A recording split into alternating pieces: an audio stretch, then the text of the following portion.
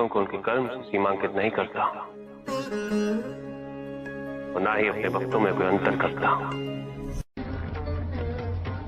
जब तक इस संसार में कोई भी जीव व्यथित है, समझ लो कि मैं व्यथित हूं।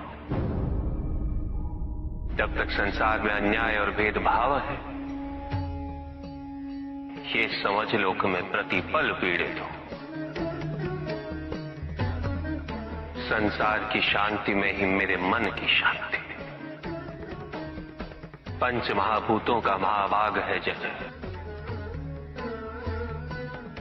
जल द्वारा मेरे अभिषेक से जीवनदायी जल की अवमानना नहीं होती है। क्या यह जल का सर्वोत्तम उपयोग है? क्या श्रद्धा और विश्वास को प्रकट करने के लिए जल का अर्पण पर्याप्त है? क्या निर्जल पूजा करने से मैं मन की भावनाओं को महत्व नहीं दूंगा? जल आत्मा की संजीवनी है। असंख्य मनुष्य व जीव जंतु जल के अभाव में जीवित रहने के लिए विवश रहते हैं। न जाने कितने व्यक्ति जल की एक बूंद के लिए तिरछित रहते हैं। ऐसे में जब नदी की भांति जल मुझ पर अर्पित किया जाए, मुझे पीड़ा होती है। जल शरीर का संचालक है। यदि मेरे भक्त इसे जीवन सुरक्षा हेतु अर्पित करेंगे, मैं तब भी मदद हो उठूंगा। बेलपत्र मुझे अति प्रिय है। ये मेरा संताप हरते हैं। धतूरा मुझे प्रिय है। ये मुझे शांति देता है। किंतु यदि संसार शांति का युद्ध क्षेत्र बना रहेगा, मेरे स्वजनों के बीच सदैव महायुद्ध छिड़ा रहेगा, तो मात्र धतूरा और बेलपत्र अर्पित करने से मेरे मन को शांति कैसे मिल जाएगी?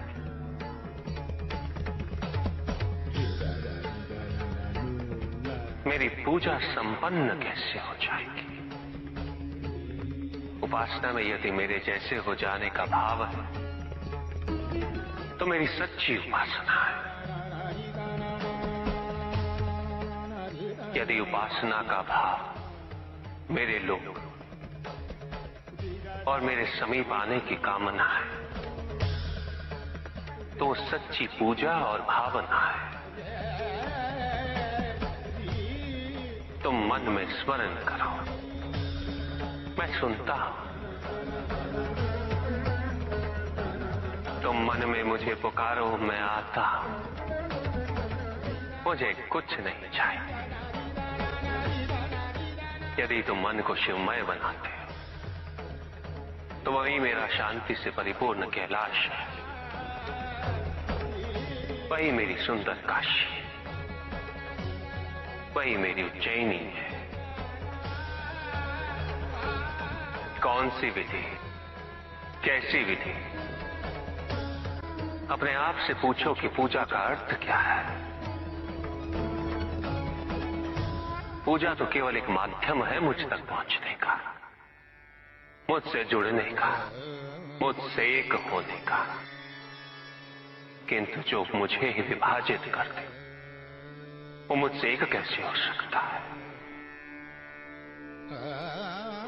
कैसे जुड़ सकता है मुझसे? जो अपनी भक्ति के मार्ग को औरों के मार्ग से श्रेष्ठ समझे, उसकी पूजा में सदैव अहंकार विद्यमान होगा। पूजा करने के लिए श्रेष्ठता का नहीं, समानता का भाव आवश्यक है। समानता केवल उनमें ही आ सकती है जिनका मन अपने आराध्य के प्रति समर्पित है। क्या पूजा साधनों पर आश्रित है, सामग्री पर आश्रित है, विधि पे आश्रित है, या भक्त के भाव पर, उनके विचारों पर?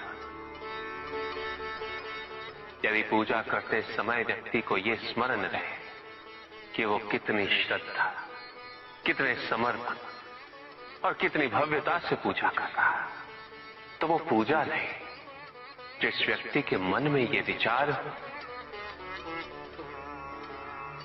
कि उसके पास पूजा के पर्याप्त साधन नहीं,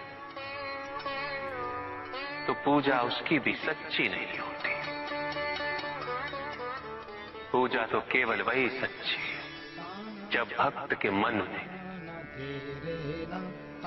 आराध्य के अतिरिक्त कोई विचार ना हो, कोई संकोच ना हो। भक्त को यह अनुभूति हो कि वो अपने आराध्य से पृथक नहीं, उसके आराध्य उससे पृथक नहीं। और जो भक्त ऐसा सोचेगा वो भक्ति के अन्य मार्गों का भी सम्मान करेगा। स्मरण रहे, मुझे पाने के लिए किसी और व्यक्ति को माध्यम बनाने की आवश्यकता नहीं, क्योंकि भक्त मुझे अपने मन की पवित्रता से प्राप्त कर सकता है। यदि भक्त का मन ही निश्चल नहीं, तो किसी और के माध्यम हो जाने से वो कैसे संभव हो जाएगा? और यदि मन पवित्र है, तो फिर माध्यम की आवश्यकता ही क्यों? मेरी प्रार्थना करने के लिए प्रेम पूर्ण हृदय चाहिए, ऐसा हृदय जो जीवन के प्रत्येक क्षण प्रेम पूर्ण रहे। और यह तभी संभव है जब व्यक्ति सबसे पहले अपने आप से प्रेम करना सीखे, अपने आप से जुड़ना सीखे। जब तक व्यक्ति को अपने मन में विद्यमान दिव्यता की पहचान नहीं होती, वो दूसरों में भी उस दिव्यता को नहीं देख सकता।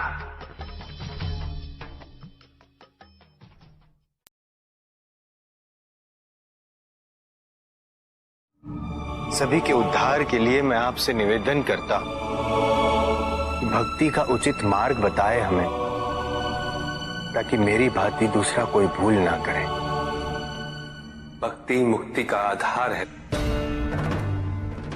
और मुक्ति तो केवल समर्पण से ही संभव होगी। और समर्पण के लिए पुष्प नहीं, स्वर्ण नहीं, आभूषण भी नहीं, रत्न नहीं, धन नहीं, विधि विधान ने, केवल अपने मन को अर्पित करना अनिवार्य है। जानना चाहते हो कि वो कौन से पुष्प हैं जो मुझे अत्यंत प्रिय हैं? इंद्रियों का नियंत्रण, दया, शांति, तप, क्षमा, ध्यान और सत्य। और जब कोई मेरे इन पुष्पों से आराधना करे, मैं अवश्य प्रसन्न होता हूं। भक्ति में भव्यता आवश्यक नहीं है, अभी तो सरलता आवश्यक है। भक्त के लिए ये समझना अत्यंत कठिन हो जाता है, प्रायः भक्ति कब मोह में परिवर्तित हो जाती है।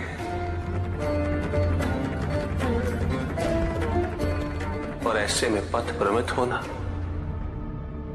अनिवार्य है।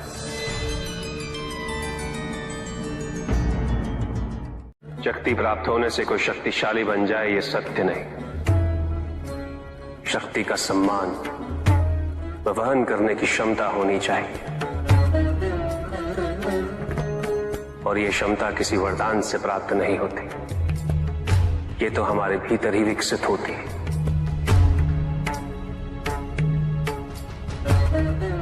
हमारे विचारों से, संस्कार से। तो प्रभु, जो आपकी तपस्या कर आपको प्रसन्न कर लेता है, उसके विचार व कर्म शुद्ध ही होंगे ना। अधिकांश व्यक्ति ईश्वर के प्रति केवल इसीलिए समर्पित रहते हैं ताकि वे अपनी सांसारिक इच्छाओं की पूर्ति कर सकें। उनके विचारों की शुद्धता, उनकी तपस्या केवल भौतिकवाद का माध्यम बन के रह जाती है, उसके परित्याग का नहीं।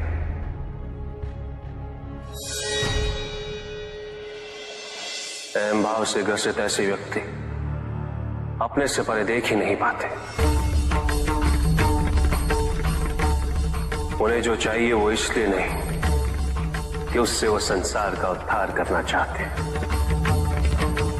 अभी तो इसलिए कि उससे वो केवल अपने परिजनों का उद्धार कर सके।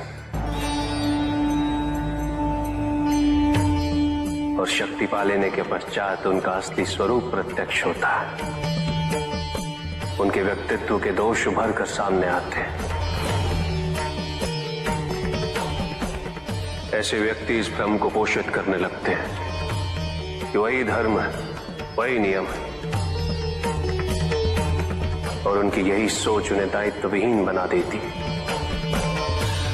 और वो अपनी शक्तियों को अत्याचार व शोषण का माध्यम बना लेते हैं।